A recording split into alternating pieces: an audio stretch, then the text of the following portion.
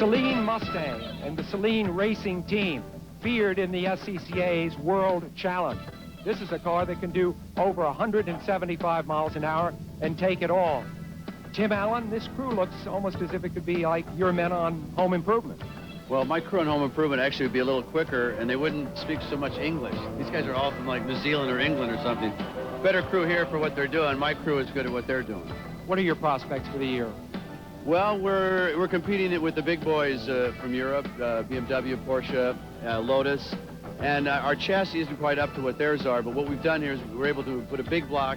We've got American iron competing against some of the best from Europe.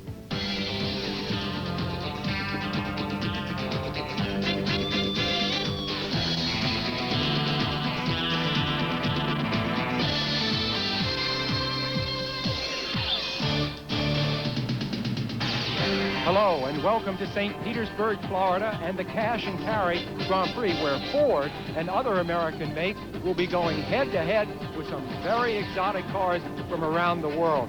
I'm Sam Posey. Earlier today, Derek Daly and David Hogg filed reports which will help you understand the nature of the battles ahead. Making a very welcome return to World Challenge Racing, one of the most famous names in racing in the world, Lotus.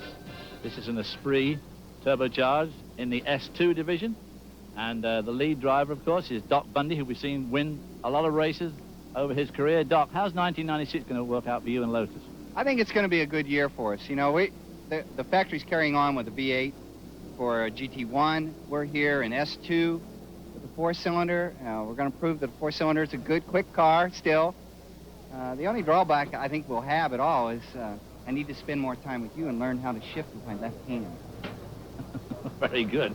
Now up to Derek Daly, who's got some more juicy tidbits for us. David, another new car to the series this year is the Callaway Corvette. Now, Corvette suggests road car. Well, this is very much a race car. In fact, driver Almo Capelli used this particular car to set the pole position time for his class at the Le Mans 24-hour race last year. But this year, Almo, you're going to be even busier than ever. Very, very true, Derek. We decided to do all the championship here in America, and we go also for the Global Series that start next week in Paul Ricard. And I suppose if things go well on the racetrack, he can also slip down to the links and maybe use his Callaway golf clubs. Well, it is a beautiful day here in St. Petersburg. A few clouds have come up, but the temperature is still in the high 70s. Let's take a look at the grid for this race. You see Lance Stewart starting from the pole with Jochen Rohr on the outside in a Porsche. And then Almo Capelli from Milan, Italy, is alongside him in the, or behind him in the Callaway Corvette, alongside Shane Lewis in an Intruder. Now, Doc Bundy, who you see on the inside of the third row, in fact, was the fastest qualifier. We have an inverted start among the first 5. And Steve Saleen there in 6th fastest. Then in row 4, we have Steve Dynan in a turbocharged 540 BMW. This is an absolute rocket. This is their first time out this year. They've got some teething troubles, but that car's going to be quick. And outside him, of course, is Tim Allen in his Ford Mustang. The famous tool man. And the next 4 cars are actually comprised of touring machines from a race held earlier. We'll have Rob Wilson and Randy Post in that first of the touring rows. They're both in BMW M5s, and then bringing up the rear of the grid is Jay O'Connell in a Mustang Cobra, and alongside him is Peter Cunningham in an Acura NSX. He had no time in qualifying, but look for him to be quite a threat in this race. There you see the track, 1.7 miles, no elevation change to talk of. 8 corners, 6 rights, 2 lefts. That second left is a very quick, bumpy corner. Very high speed down that main straight into turn 1. Very tough on brakes, this course. Yes, we've certainly seen that. Now we're going to have a special feature in car with Tim Allen. This is one view we'll have out of the front of his car, which is currently lodged in about the middle of the pack. And this is the second one. We'll see him shifting, I hope a little bit better than that shift, David. I was just going to say, sort him out as a box split or something. So those special features, the race will last about an hour. And Derek Daly is with us, and he's down in the pits. Derek, to you. Thank you, Sam. One of the biggest problems these drivers have on street circuits, of course, is they have unusual objects to overcome. Now, it's very bumpy here. The concrete walls means you're unsighted.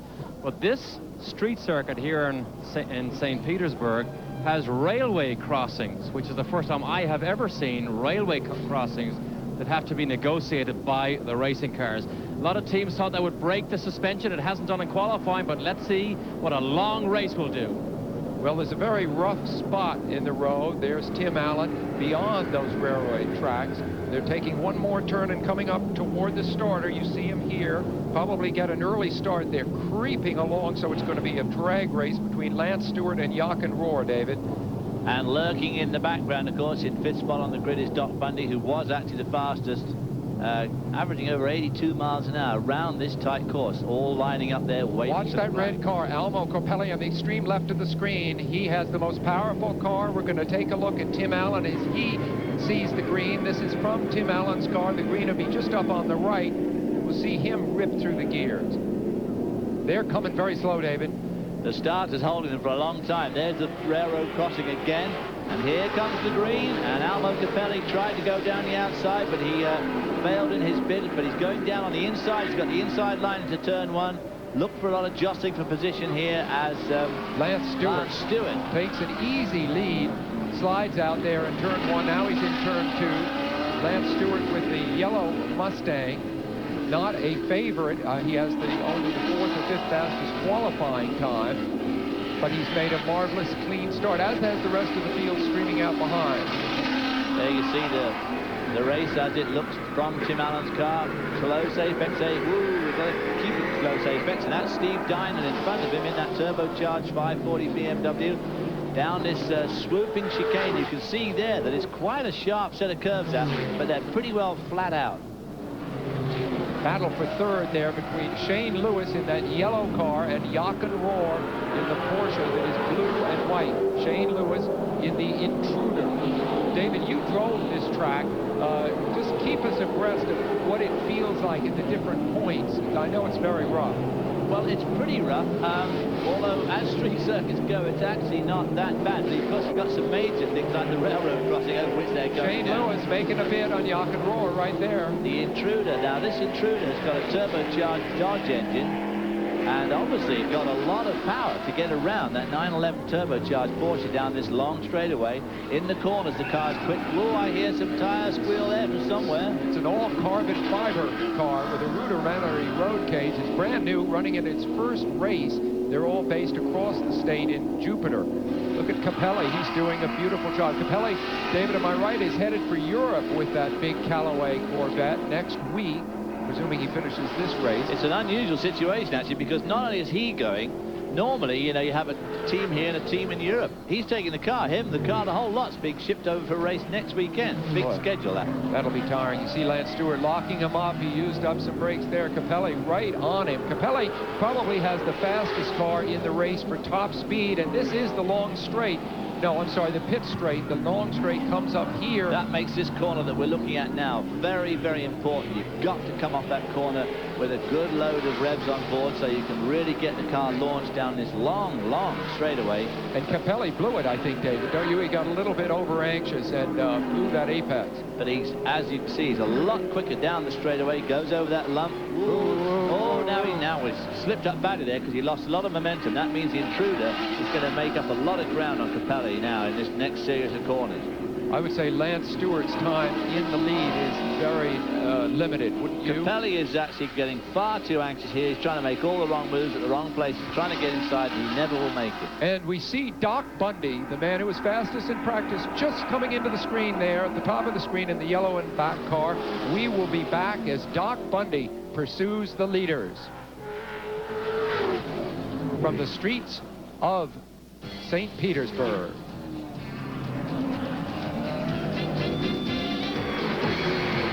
Sports for this authentic sports experience like no other. Sports Illustrated. Get into it.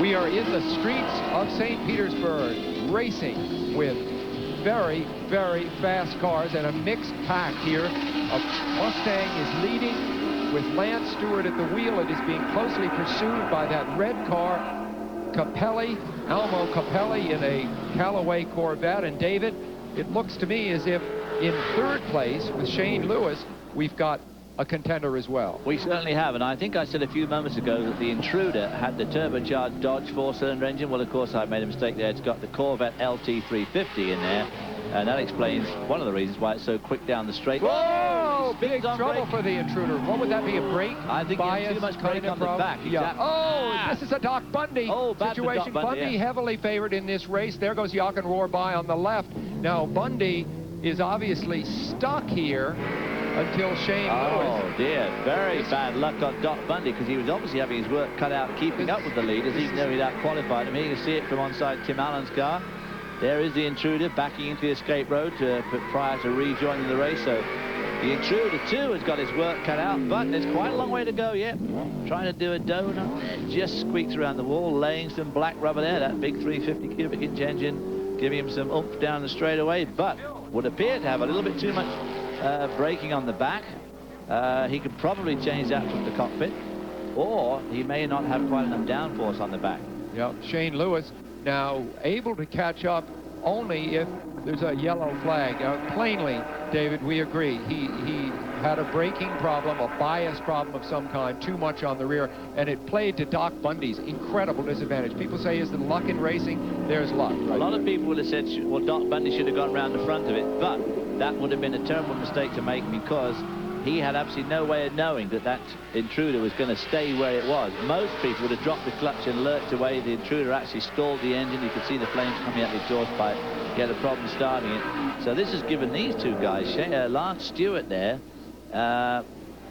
pulling out well Almo from Capelli, which it really surprises me, because Capelli appears to have everything he needs. Now, it's a very softly sprung car, right, David? The Callaway car, the red one, very softly sprung. It certainly would indicate that. It's rolling quite a bit in the corners, but then these are based on street machines. Derek Daly's got something for us down in the pit. Derek? David, in fairness to Shane Lewis, I think we should remember that is a brand new Intruder that they brought here. The only laps that car had turned was around the car park, around the Thunderdome here. So they did a total of 14 laps total running before the start of this race. So that brake bias that you saw there, they just simply did not have enough time to work that type of problem out. Good point, and it's that sort of mechanical thing that can so easily catch even a good driver out. Well, if they'd done so few practice laps, the car was showing incredible form. I mean, he rocketed up from his position fourth on the grid, snatched third position almost straight away, and was right with the two leaders. So it's going to be interesting to see him come through the field now. He's behind one of the Stradales. Ooh, got him boxed in badly here, which he does not need. There's Tim Allen, back in the 75 car. Gobble Tim Allen up next. But Tim Allen and the Stradale are duking it out side by side and completely blocking the road for Shane Lewis. He's going down the inside now. David, don't you think that these many different kinds of cars pitted against each other this is really fun racing to me, because of different kinds of performance profiles? Well, of course, I guess the American public, and in fact the public throughout the world, have demonstrated that they really like to watch production-type cars race. There he goes down the inside. Shane Lewis. He's got around Tim Allen. And there's no doubt about it, the SCCA do have a great series here in their World Challenge racing, but they do have to do a lot of rule juggling throughout the season to make it equitable. Shane Lewis just picked up 8th place with that move as they move into, here we are, a spin with, oh my gosh, Tim Allen, a spin here. Tim. Some improvement, as it were, might be called for in that cockpit. He doesn't get a chance to practice much, in fairness to him. We're with him now as he races this very fast part of the track around the Thunderdome. You see him. Let's critique his technique. He's one of course, many, many actors all through the years, from Steve McQueen to Paul Newman, to love this kind of racing. And to be absolutely fair, some of them have been incredibly quick. Paul Newman didn't start racing until he was over 42, 45. If he had raced instead of being an actor, he would have been a world-class driver, because he was extremely quick, Paul Newman. There's absolutely no doubt about it. Almo Capelli starting to put the pressure on Lance Stewart once again here in the streets of St. Petersburg, and we will rejoin this battle. St. Petersburg, and the battle for the lead continues to rage between the yellow Mustang of Lance Stewart and that long, threatening, red-looking car of Almo Capelli of Milan, Italy. I just can't believe old Almo Capelli. He keeps on trying in all the wrong places and keeps on losing momentum, and he keeps on poking his nose down where he isn't. Where should he make the pass, Dave? Well, he should set himself up better. I mean, he keeps trying in all those dodgy places where he's never going to be able to get by. Then when he comes to a long straight like this, where he could maybe dust him off at the end, having lost momentum, he's too far back to be able to take advantage of it. Now, he did get bulked there by that car they were lapping. So let's see if he gets it. Now then, he should make a really good job of this corner here. So he needs to come up here really well, because he's definitely quicker down this long straight. Do a bit of towing there, get in the draft of Lance Stewart's car. Do you think he can have any? Well, now he seems to be losing speed on the straight even. Yeah, could he be babying some mechanical component? But now look at it, in the really top speed area, look at how the point, he's going to get him. Oh, he is. Now, is he going into? No, he did it. We have a new leader as Almo Capelli in the Callaway Corvette takes the lead here. This is a car which will be seen campaigned in Europe, probably at Le Mans, am I right? Absolutely, and if it goes well here, I gather they're going to take the whole thing off to Paul Ricard next week. And now, having got in front, he was obviously clearly quicker than Stewart's car, so he should pull away here fairly effectively, I would think, which won't be very good for Doc Bundy. He got badly held up with that intruder spun and blocked him for probably, what, 45 seconds? Bundy is back in fifth place. A lot of ground to catch up. 19 seconds adrift. Almo Capelli, the new leader from Milan, Italy. Derek. We are Derek Daly in the pits, please. We'll connect with Derek in just a moment. He's down in the pits for us. Here he is, Derek. Thanks. Big celebration just here a couple of seconds ago now. Mike, you're not just the crew chief, you're general manager of Callaway Cars also. Any word from your driver? Are you in radio contact? Actually, we are not in radio contact with the driver, but everything is fine. We're running the race exactly as planned. Exactly as planned. Somehow when you lead, these things do seem to be easy, but as we've seen many times on street circuits, there's a lot of racing left. And there you see the two leaders. Capelli's got a pretty good lead now over Lance Stewart. Lance Stewart, of course, is able to take a huge breather here because both the intruder, which spun and then blocked Doc Bundy, has meant that it's given him a huge advantage, which he's going to just keep chiseling away here to try and make it up. There we see Doc Bundy. There is the number 4 car of Steve Dinan. That's that turbocharged 540. He's in 4th place, David, and Steve Saleen, right behind him there, is in 5th. Now these guys need to keep rushing on just as quick as they can to make sure they stay in front of Doc Bundy and the intruder, which is proving to be very quick, especially if it's only just done really no practice laps at all, hardly.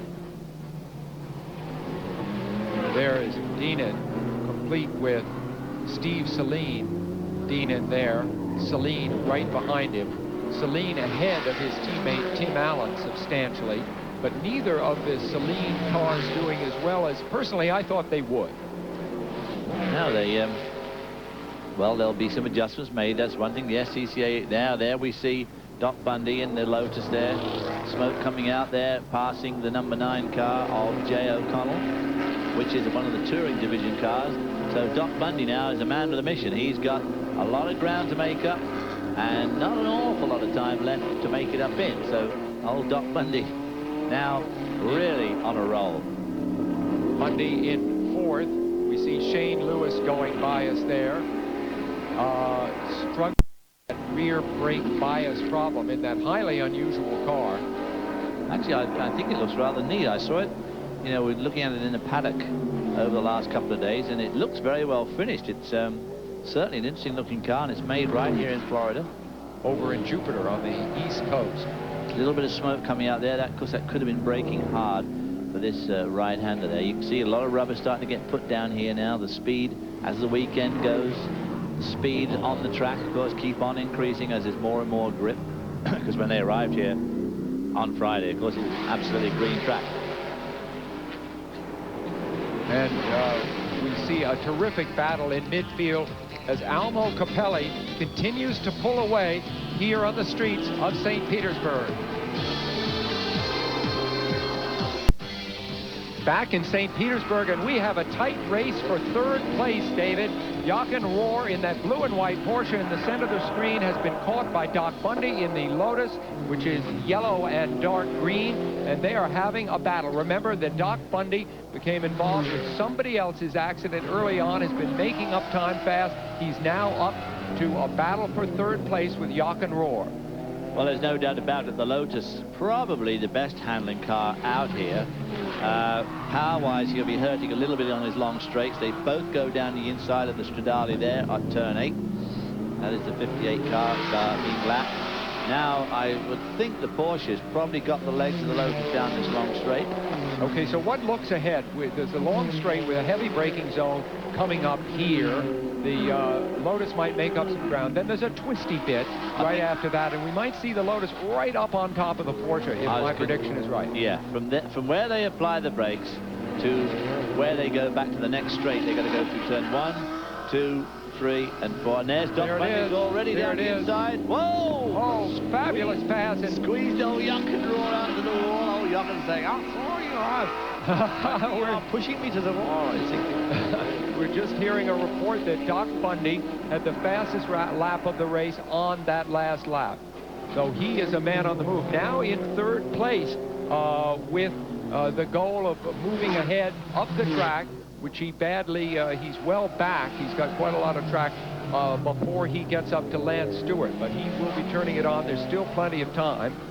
It's obvious that the Lotus has got tremendously good brakes. Lotuses have always been very, very, very good handling cars, and from turns 1, 2, 3, and 4, he probably makes up huge amounts of ground. Down the straightaway, he's probably equal to or not quite as good as that Porsche, but boy, oh boy, when he gets to the braking zone, just over this lump here, he gets really on a roll. There, in fact, is that Lance Stewart in front of him? It is indeed. Yes, it is. Yeah. So there's the interval being cut down much more dramatically than it even seemed possible. Doc Bundy was patient, David, at that moment when first he did the right thing. He didn't swerve around the stall car.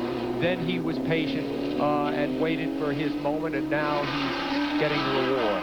He's got Lance Stewart in his sights. Jochen Rohr seems to have picked up the pace. I mean, remember, Bundy set the fastest lap before he caught Rohr, just absorbed him, but now Rohr, hanging on there from behind, is driving a terrific race. There we see the leader, Almo Capelli, who's had obviously just lapped Steve Allen in the 75 car. Down that long straight, there's the leader, disappearing from view, over the railroad, boom, boom, boom, boom. You can see the camera shake there. Then we come to another big bump just past this cash and carry bridge. Just right here, up and over, hard on the brakes as you come into turn 1 from about 150 miles an hour. We have word from Derek Daly in the pits. Hey, fellas, I just want you to know that this is a live international broadcast on SpeedVision, because at the moment, Richard Carey, who's the program marketing director for Callaway Cars, is on the phone live with Reeves Callaway, the owner of the company, who is in Germany building the new C7 race car at the moment. He is being updated as Almo Capelli leads this race. So obviously, he hopes he can give him extended good news from the time the checkered flag comes out. Derek, of course, Reeves Callaway, part of the very distinguished Callaway family. They make those special golf clubs. They have a vineyard. They've always been kind of an innovative group of people, and Reeves was sort of the black sheep of the family for a while when he started his car business. Now that it's as successful as it is, he's moving right in there in the Callaway lineage, too. Wow, there's no doubt about it. These two guys are just coming into turn 7. There's Doc Bundy right up with Lance Stewart, and Capelli is way ahead. I mean, Capelli has put the most amazing amount of daylight between himself and his pursuers in a relatively short time. Doc Bundy goes down the inside again. Those Lotus brakes, squeezes Lance Stewart out, gets the inside line. There's nowhere for Stewart to go other than let him go. But now Doc's got a huge job to try and get back Capelli. Capelli must be 25 seconds in front. David, that's a real mismatch, don't you think? Doc Bundy's car and Lance Stewart's Mustang, they don't seem to even belong in the same class. Well, it certainly didn't look like it there, did it? Because, I mean, he caught him back from having had about a 35-second wait while the intruder spun in front of him, and he's pulled it all back. and we've still got some way to go in this race. Now we're going to see a good battle, however, for third here between Stewart and Jochen Rohr. Rohr obviously has come alive after Doc Bundy passed him. Rohr in that blue and white Porsche, and now he's got Lance Stewart in his sight. So I think Stewart may drop from first, where he led, you know, early in the game, all the way back to fourth. There's plenty more action coming from the streets of St. Petersburg. We'll be back.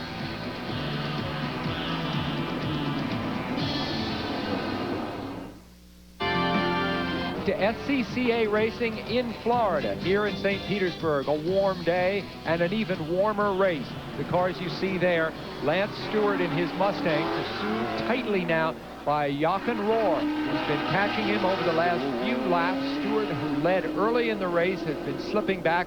Rohr, who was in fourth and fifth and fourth again early in the race, has been moving up, ignited by a moment when he was passed by Doc Bundy in the Porsche, in the Lotus. Bundy now going on to pursue Capelli for the lead. Lance Stewart in the yellow Mustang, Jochen Rohr from Ohio in the blue and white Porsche. Now, a lot of finesse is required in this sort of street racing with semi-stock cars, because it's so easy to run the tires off these cars or run the brakes out, because there's only certain modifications they're allowed to make to the suspension and to the brakes, and the weight of the cars is heavier than a racing car would be. So, you know, to keep the brakes alive and to keep the tires alive is a big part of this racing. And I noticed that Lance Stewart is really having to hang this car out to stay in front of Jochen Rohr. You know, Jochen Rohr is a slightly more sophisticated car. There goes Doc Bundy overtaking Tim Allen in the 75 car, a sister car to Steve Saleen's. That's putting a second lap there, I believe, on Tim Allen. Correct. And of course the Lotus, again, a slightly more sophisticated car than the Mustang, and it's up to the SCCA. The SCCA will take, you know, have a lot of work cut out to try and even these cars up on the track. And of course every driver always thinks he's being got at because his car's either too heavy, or the restrictor plate's too small, or the gear ratios are not right, and or the brakes are too small. And, you see it's a difficult thing for the rules makers to really come to grips with. You see that Rohr has in fact gotten past Lance Stewart now, relegating Stewart to fourth place. Rohr is now in third place as one of the cars, Lou Gelati. That was Lou Gelati pulling yeah, into the pits, who just went out for some practice, I think, during this race. Yeah. There you see tons of rubber getting down now on this turn 8. So the grip there will definitely be going up. In fact, Lance Stewart there laying some rubber down as he came off the corner. Well, David, you speak of the having to save the cars. We've now got Derek Daly in the pits. Derek? Sam, Roger Cates owns the Lotus Turbo Esprit. That's currently the fastest car on the racetrack. But Roger, do you have enough time to catch the Corvette? Yeah, we're nipping them away a bit at a time. We've got 35 minutes left. If we can pick up just about a second lap, we're all over him. We'll eat him alive. But it's going to be tight. Corvette's running strong. It's a good car. Well, he says it's a good car, but he also says he might eat him alive. So we could be in for some interesting laps here in about 5 or 6 laps, boys. Well, Tim Allen obviously has come to grief here in his car, shaking his head. He looks okay, David. He looks certainly all right. The car does not look very good. It's parked in the middle of the road. It's almost certain to bring out the caution flag. In fact, it was at turn 1. Oh, overcorrected there. Oh, he overcorrected. Ow, ow, ow. He had the whole thing under control. Then he did the usual overcorrection. You know, he's not that experienced, but he stopped right in the middle of the track. This is going to bring out a yellow. And with that yellow, we will leave you for a few moments and come back. Remember that Tim Allen just does not get much of a chance to practice. He has the obligation of his show to think about, but we will be back with further action from the streets of St. Petersburg. Stick with us. Streets of St. Petersburg, and if you were with us before, you haven't missed a thing. The track is still under yellow. You see the flag waving off on the left side of the shot, and that is because Tim Allen, who you see stepping out of the car, came in here too fast into turn 1, nearly had the thing under control, then hopelessly miscorrected the car and stuck it straight in the wall, moving that 4,000-pound block. Luckily, he did not hurt his wrist. That's the sort of thing that can happen in an accident like that when the wheel hits the wall. David, the Saleen Allen Speed Lab crew are here. Roy Baker, who you will know from England, David, many years ago. He is the team manager now. He has no idea what happened. They had no radio contact with Tim Allen. But, of course, that has given Roger Cate's team down here a cause for celebration, because maybe Roger had a premonition earlier. Remember, he told us we're going to eat the Corvette alive? Well, he didn't realize how easy that may be. So now Roger Cates and his crew believe their Lotus Turbo Esprit can win this race and beat the Corvette. Steve Saleen, the teammate to Tim Allen, is also out. That's his car there. These are the cars that we thought would be, they have some experience with these cars from the end of last year. New cars are on the way. We expected them to be highly competitive, and now with much of the race still to run, they are out. Now there's the Callaway Corvette just ahead of Doc Bundy, and we are coming up to the green flag in just a moment. They have one more turn to make, and then they come up onto the long straight, which has the starting line about halfway up it, David. No wonder Roy Baker was looking so worried in the Saleen pit. We didn't realize at that time that both of the Saleen Mustangs are out. So this leaves us down to a fairly small but select field as we come down to the green flag again, and just look at Doc Bundy right behind Capelli's Corvette there. The Callaway Corvette, probably quicker down the straight, almost certainly quicker down the straight, but into that turn one, what is going to happen as they come down to turn one? Well, Doc Bundy, I think, has the luxury of thinking several moves ahead, don't you, David? He's not under the pressure to make it happen this very moment. That's the corner where we saw poor old Tim Allen make a mistake there. Look at Doc Bundy now through that turn 1 and 2. This car is really quick through these sweepers. There's no doubt about it. Jochen Roy in the #1 car line back in 4th spot. Close race. Oh, Doc Bundy's car smoking badly smoking. And Doc Bundy's car, is that a turbocharger seal, or is it just because they've been on a long caution period and the thing has loaded up with some oil? What can happen during those long caution periods? Well, with a turbo engine. Whoa! Yeah, boy, he's taking a beating. Oh, there it goes. That doesn't look good at all. Notice Shane Lewis there. Still there. Whoa, that's amazing. Lance Stewart, I don't see how he saw his way through that in the Mustang. Do you? Look at that. Oh, it's still doing it. Well, every time he lifts up at a corner. See, when he puts his foot in the gas again, oh, no, I think it's on the way out. They're cooked. Doc Bundy, who never had a chance to take the lead. Well, your best guess, David, what is going on? The car is actually running quite well, isn't it? So it's a turbocharger seal problem of some sort. I'm sure it's pumping oil into the turbocharger, which of course runs at an incredibly high temperature. Do you think we'll see a black flag, Derek? What's the story in the pit? In the pits here with the crew, we can smell the oil burning, so it was definitely engine oil going down through the turbocharger into the engine. But Roger, have you been in touch with Doc? Do you know what that was as the terminal? I haven't said anything yet. Haven't heard anything. The temperatures are fine all day. It's kind of surprising. Must be a turbo. Derek, you're the man that pays the bills to put this racing car on the racetrack. It must be an emotional high, and then suddenly it all gets pulled away from you. I mean, how do you feel? That's racing. We got the best man there is in the car, in my opinion, and that's racing. That's racing. David, Sam, how many times have you heard that expression before? Derek, I wonder if he fears a black flagging, because obviously there's a certain danger to the what's going on here. You can't see past this car. You can't see it at all coming out. I mean, it's like a destroyer smokescreen, isn't it? It's quite incredible. A destroyer smokescreen. We're back in World War I. I've never seen smoke like that. There come the officials from SCCA. Yeah. Oh, and there's the hood on Steve Dynan's car. It's flopped over the windscreen. He definitely can't see anything now. Yeah. He doesn't know whether Bundy is smoking or not. He's going to have to do this by braille into the pits. Derek? Fellas, I just want to make an announcement. There's not a single mosquito in the whole of St. Petersburg. How about the officials there, Derek? Did they say anything to Doc's crew? No, they're all trying to catch their breath here because there's so much smoke. You know, Doc Bundy is good enough to watch his mirrors as well as he goes forward. So he obviously must think the oil that's in the engine he can burn off and maybe continue without blowing this thing up. I just hope there's enough oil in the engine to burn off enough and still have enough to lubricate it. You saw Stephen Deenan go by there with the... Well, now we can smell the oil in the booth. I've never, ever done that before. You can actually smell his oil. You can? Your olfactories are better than mine, David. It's extraordinary. You're right. There it is. We're cooped up down here. There's Bundy voluntarily going into the pit. you're right. It smells like DDT. No wonder there's no mosquitoes. Banned substances. Derek? I'm right here. Doc Bundy, engine is still running, but this is terminal, boys. This is over. I mean, what a challenge this was about to be.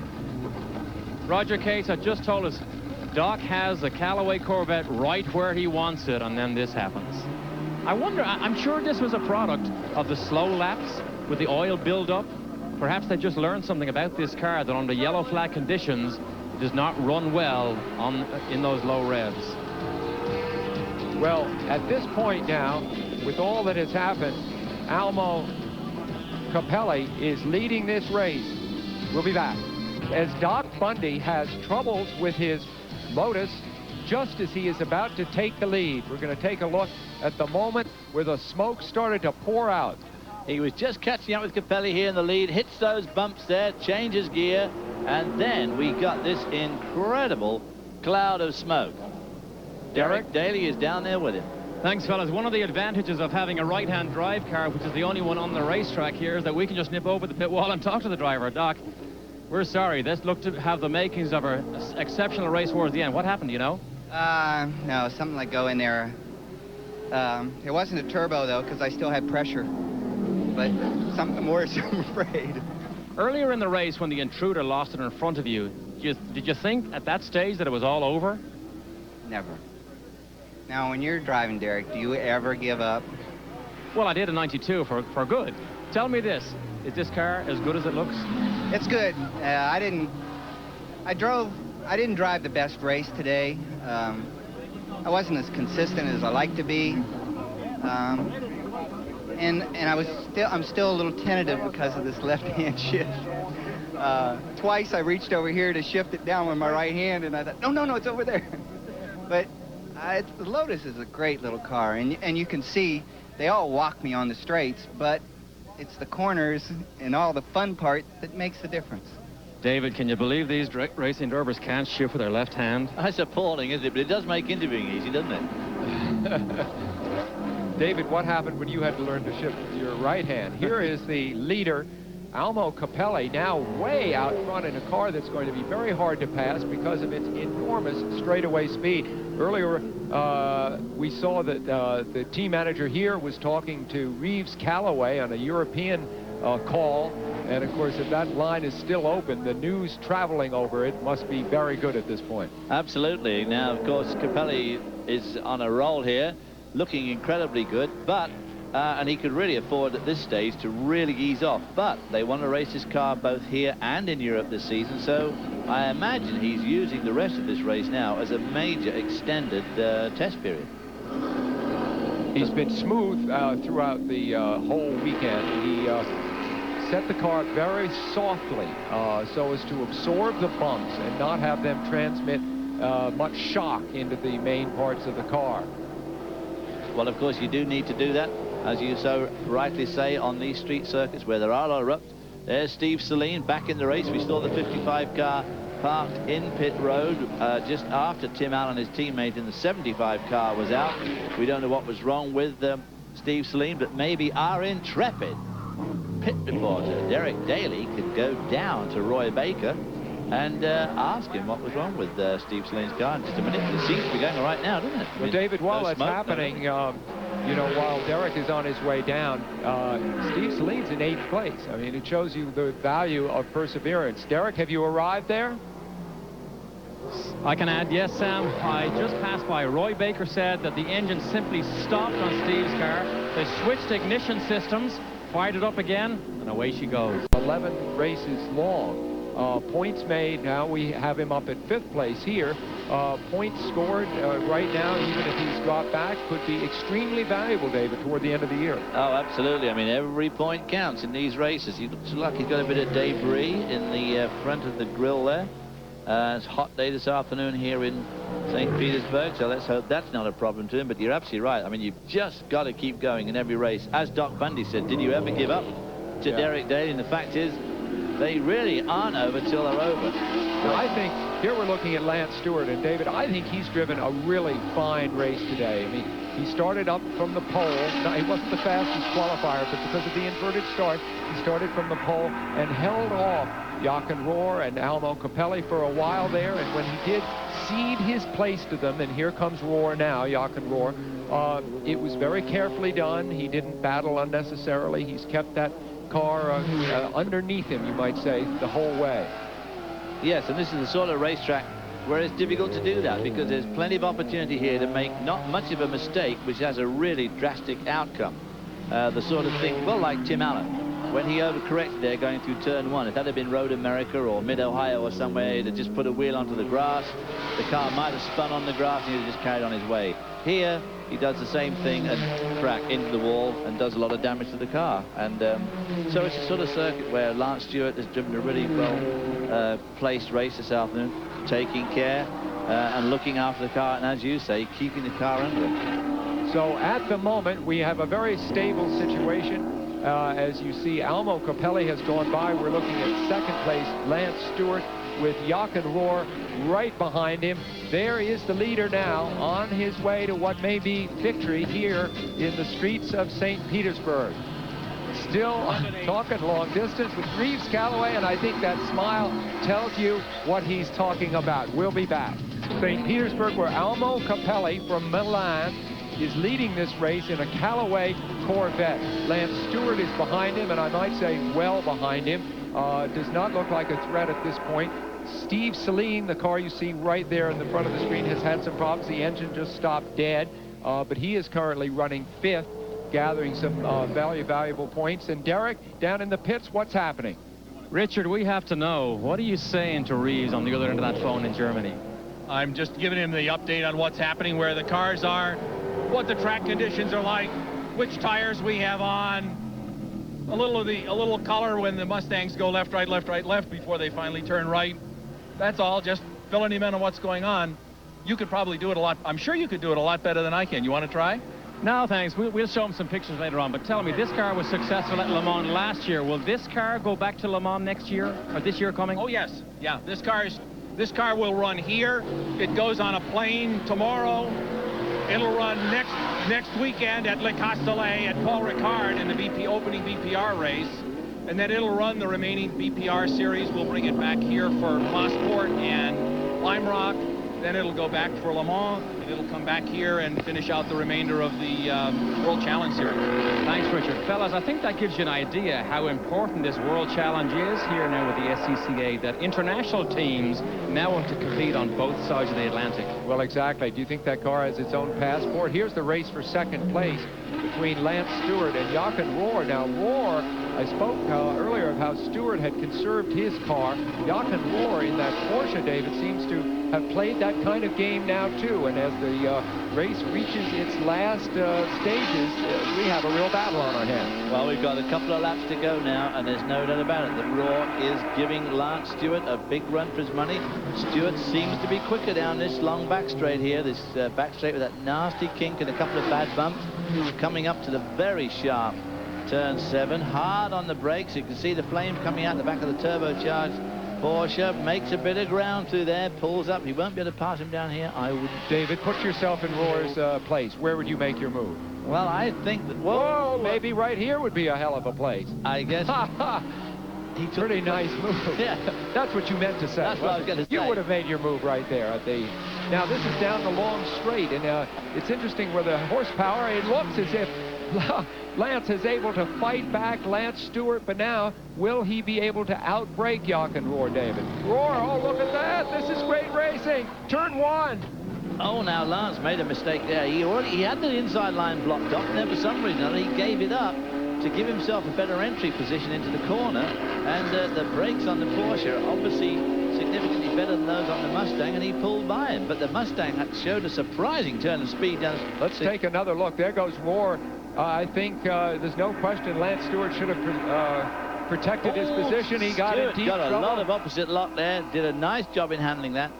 It would appear that the tires on that Mustang are certainly giving up the ghost. There's the white flag in the background. This is the last lap for this man here. who's leading. Interesting that that's where Tim Allen also had problems, isn't it? Well, it's a very fast wheel entrance. tramp of that outside wheel there of Lance Stewart's car, and you wonder how tough those Mustangs must be to handle in that turn. Well, it's a very fast straight, and it's a long, hard break into that corner, and it's wide, and it looks easy, and it's the sort of thing that can suck you right in there, and suddenly you realize that that wall is actually right up to the road. Almo Capelli headed along 4th Avenue South into the what is now the almost setting sun here in St. Petersburg. 2 turns separate him from victory, a short trip up the pit, along the pit straight. He's driven a race which I think was well judged in every respect. He probably would have succumbed to Doc Bundy if Bundy hadn't had his problems, but that takes nothing away from this exciting victory by this Callaway Corvette. He's now got to accelerate halfway down this straight. Nobody is in sight, and Almo Capelli has won the first of this year's SCCA World Challenge races. And his man there is reporting it to the owner in Europe, Reeves Callaway, who I'm sure is utterly delighted, David, with the news. And here comes the battle for second place with Jochen Rohr. Oh, and there's Lance Stewart, the 35 car. So his tires, I think, towards the end of the race there were very, very much going off, which allowed Jochen Rohr here in the #1 Porsche to take that second spot. Will Lance Stewart, in fact, finish third? Well, he's got to get himself going. We will find out that and talk to the winner when we return. We'll be back. Welcome back to the time of celebration. Almo Capelli, who just had a word to Germany with Reeves Callaway, but a great start to the season. Thank you very much. Thank you very much for the guys. They did an incredible job. The car running fantastic. Thank you very much, Callaway, and everybody, because it's been really fantastic race. Thank you very much, everybody. Thank you very much, and what a great send-off for this car and this team to go back to Europe to Paul Ricard next weekend. Well, as we look now at the victory celebration, it is obvious that these guys know how to enjoy themselves here in St. Petersburg. Looking at the top 10, notice that there are 4 different makes in the first 4 places. Capelli on top, of course, with the Corvette. And on down as you get to the Saleen effort. The Lotus, of course, broke down. The Stradale was left around at the back of the pack.